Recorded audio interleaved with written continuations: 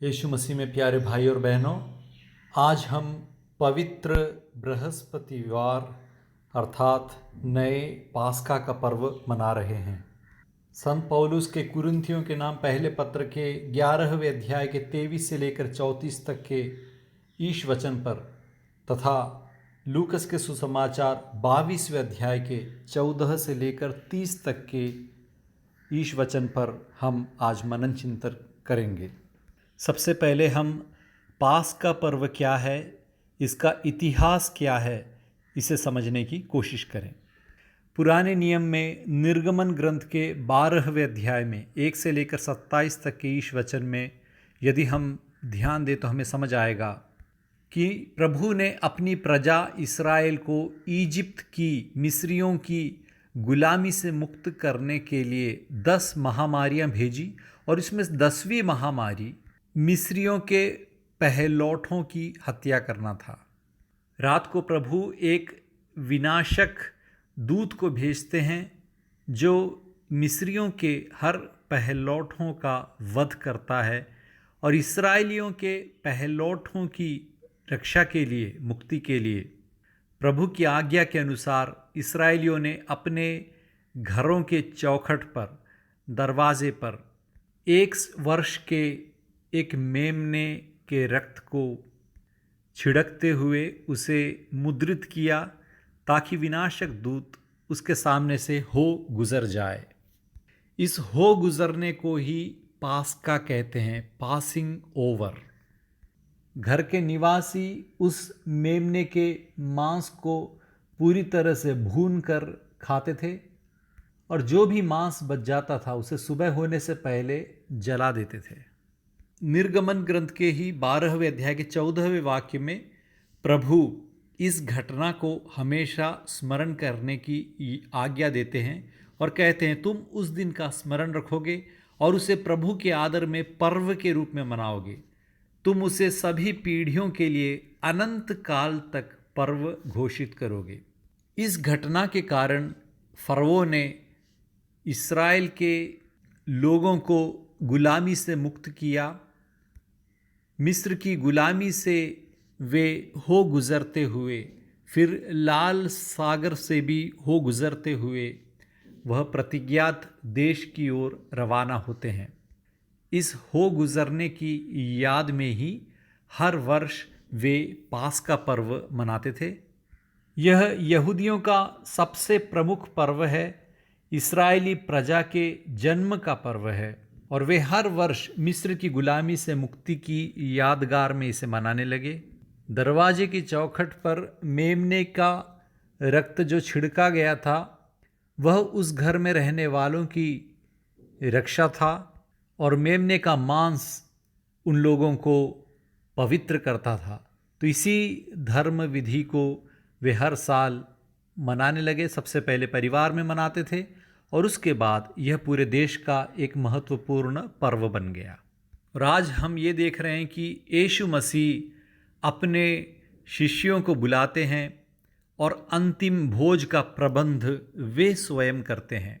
बहुत से भोजों में ईसा मसीह आमंत्रित थे, लेकिन वो पहली बार और आखिरी बार खुद एक भोज तैयार कर रहे हैं, उसका प्रबंध कर रहे हैं।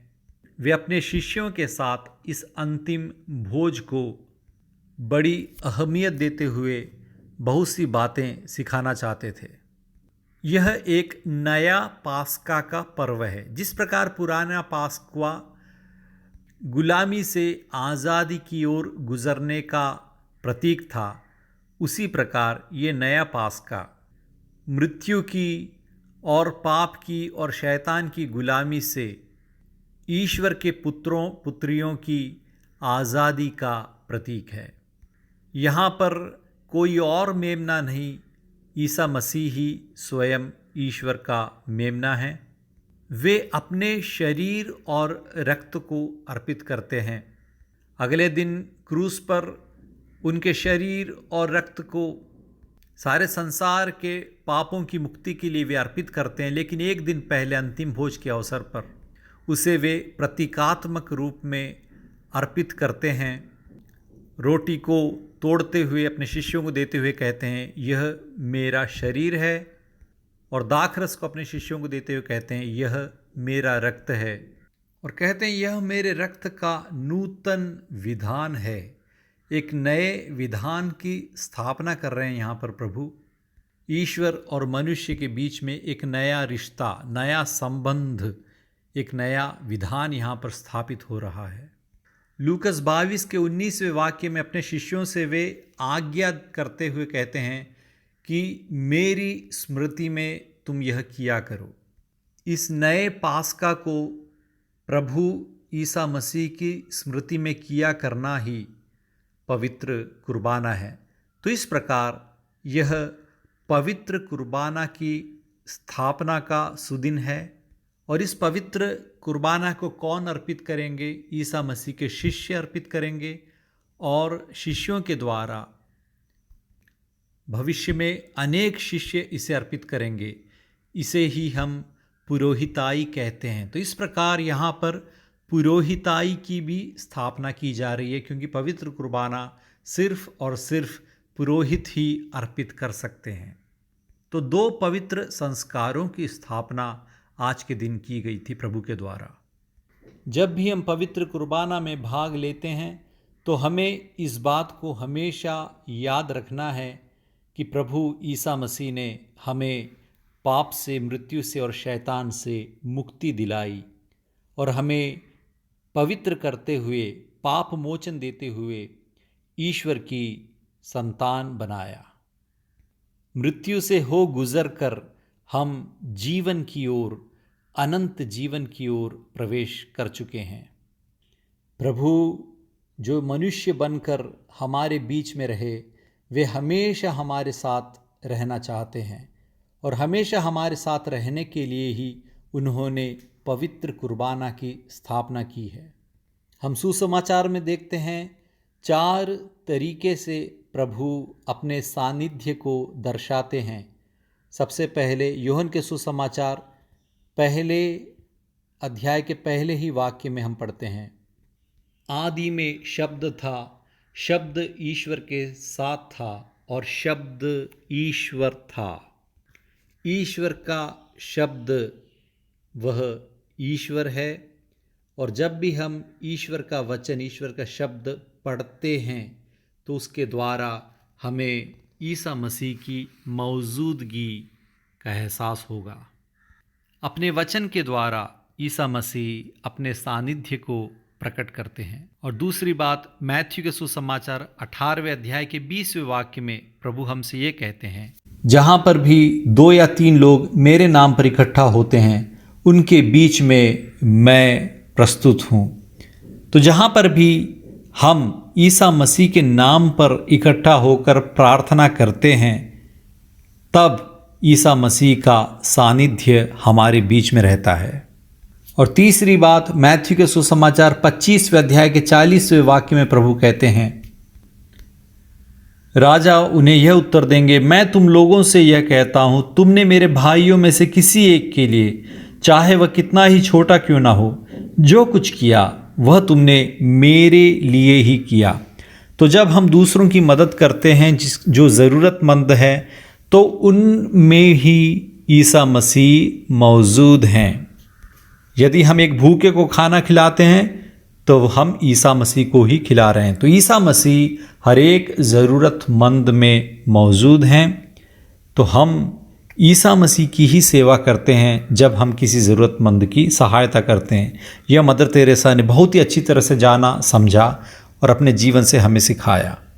और चौथे तरीके से ईसा मसीह जो अपने सानिध्य को हमेशा हमारे सामने प्रकट करते हैं, वो है पवित्र कुर्बाना।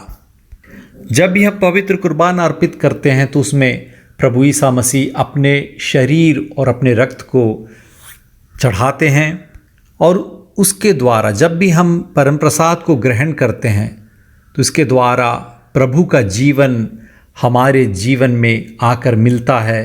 प्रभु हमारे दिल में, हमारे मन में, हमारी आत्मा में आकर निवास करते हैं। बहुत से लोगों को ये समझ नहीं आता कि ये कैसे ईसा मसीह का मांस और रक्त है। तो हमें पहले इस बात को समझना होगा कि ईसा मसीह का शरीर किस प्रकार का है। ईसा मसीह के 3 तरीके के शरीर हैं। पहला, पवित्र कुंवारी मरियम से उन्होंने जो शरीर ग्रहण किया, वह शरीर जो हमारे ही शरीर की तरह है। दूसरा शरीर महत्वीकृत शरीर है, जो महत्व का शरीर है, वह पुनरुत्थान के बाद ईसा मसीह को प्राप्त हुआ था। और तीसरा शरीर है पवित्र कुर्बाना में प्रभु जो रोटी को अपने शरीर में तब्दील करते हैं। पवित्र कुर्बाना में जो हम प्रभु का शरीर ग्रहण करते हैं, वह पवित्र कुंवारी माता से प्राप्त मांस का शरीर से ज़्यादा उत्थित प्रभु का शरीर है। पुनरुत्थान करने वाले ईसा मसीह का शरीर और रक्त है, जिसे हम ग्रहण करते हैं। आएँ भक्तिपूर्वक हम इस पर्व को मनाएं और हम ये याद करें कि प्रभु ने हमारे लिए अपने प्राणों को कुर्बान किया, और उनकी कुर्बानी को हमेशा हम ना केवल याद करते हैं, बल्कि उनकी ही तरह हमें भी एक कुर्बाना बनना है। हमारे जीवन को दूसरों के लिए अर्पित करना है, क्योंकि ईश्वर प्रेम के लिए अपने जीवन को दूसरों के लिए अर्पित करने से बड़ा प्यार इस दुनिया में कोई नहीं है। ईश्वर आपको अनुग्रहित करे।